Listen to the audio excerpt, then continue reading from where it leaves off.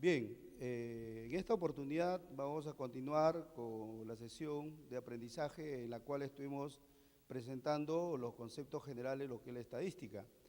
La última clase habíamos quedado en relacionar todo lo que era la tabla de distribución de frecuencias en una representación que viene a ser la parte de la figura o la gráfica que nos dice más que 1000 palabras.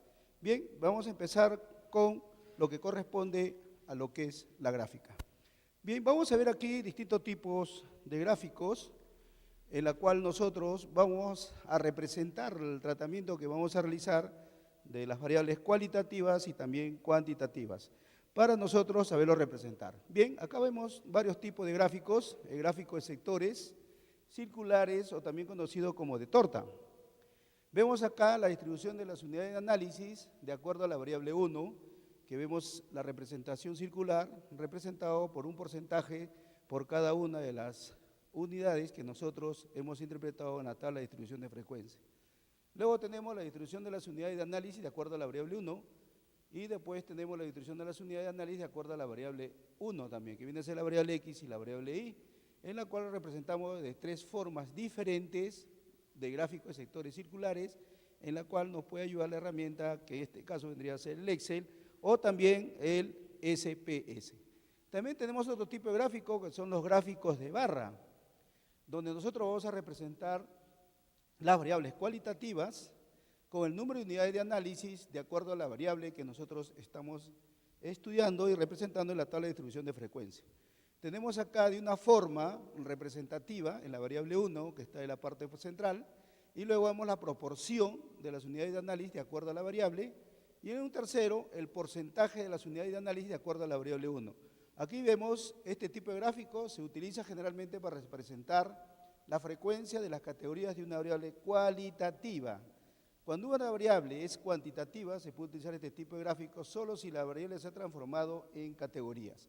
Hay distintas versiones de estos gráficos, por ejemplo en Excel, y en algunos casos son muy útiles para describir el comportamiento de una variable en distintos grupos. En este caso hay que tener cuidado cómo representarlo, la representación gráfica de nuestro estudio. Después tenemos otro tipo de gráfico que viene a ser la tercera parte. La primera es tipo circular, la segunda es tipo en barra y la tercera es tipo histograma. Los histogramas son para variables cuantitativas. Acá tenemos una primera representación de la distribución de los hijos de trabajadores de la empresa de acuerdo a su edad. Trazamos dos rectas perpendiculares entre sí, determinamos la variable X, la variable Y, como son los ejes de las abscisas y ejes de las ordenadas, y determinamos las líneas de las verticales, donde nosotros vamos a determinar las edades y los números, en la cual se representa en forma de histograma. Por ejemplo, en el gráfico se puede observar el número de hijos de menor edad de 7 a 8 años, las de mayor edad entre 13 y 14 años, además que la mayoría de los hijos de los trabajadores están entre los 10 y 12 años de edad. Entonces el histograma permite la representación de la frecuencia de una variable cuantitativa. El eje X se refiere a la variable, el eje Y se refiere a la frecuencia. Cada barra representa la frecuencia de la variable en la población estudio o de la muestra. El histograma se puede construir desde los datos de la tabla de frecuencia de la variable en estudio. Después tenemos acá nosotros la representación estadística en polígonos de frecuencia. Esta representación se basa en el histograma, solo es útil para variables cuantitativas. El eje X se refiere a la variable, el eje Y se refiere a la frecuencia. Los puntos que permiten la unión de las líneas representa el centro de clase o marca de clase. Nosotros estamos viendo acá la representación entre edad y número de hijos. Esta es la distribución de los hijos de trabajadores de la empresa de acuerdo a la edad. Luego tenemos otro tipo de gráfico que viene a ser el diagrama de caja.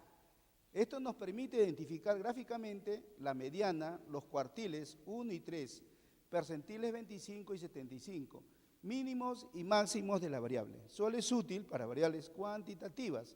El eje X, que vemos aquí, permite identificar la población en estudio. El eje Y, que vemos esta parte lateral, representa los valores de la variable en estudio.